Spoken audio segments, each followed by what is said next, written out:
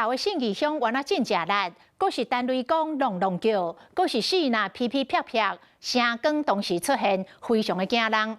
有几来路段来淹水，土石流灌入来路面，其中第21线边坡房车，甲水里通到信义的路拢断掉了。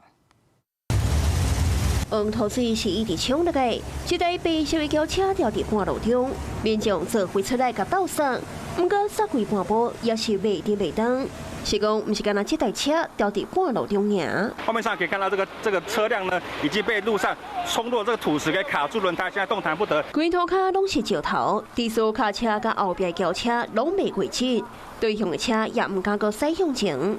南道关因为上过来梅大雨，第21线水里通往信义顶坎标坡路段土石崩塌。我们从昨天晚上就没有睡觉了，一下雨我们就出来看，没事都没事，然后到3点多我们看最后一次也没事，但5点的时候就下来了，6点半我们看的时候那边就一直下，就变成这个样子了，而且是很快。路面拢是石头阻碍交通，船长赶紧到现场指挥，将车辆引导到另外一条路。我也在这边帮忙疏散还有交通，因为有的是外客哦，有从那个东部那边住宿了其实想要回家。公路局也出动山鸟清理路面的碎石见证了赶紧恢复通行。外面大水淋参着土石冲入来，有当地民众及时发现，赶紧用街帮来做防护，降低损失。差不多2点3点就更严重了，你看淹到这里来。另外，有这些地势较低路段也拢互黄土水淹过，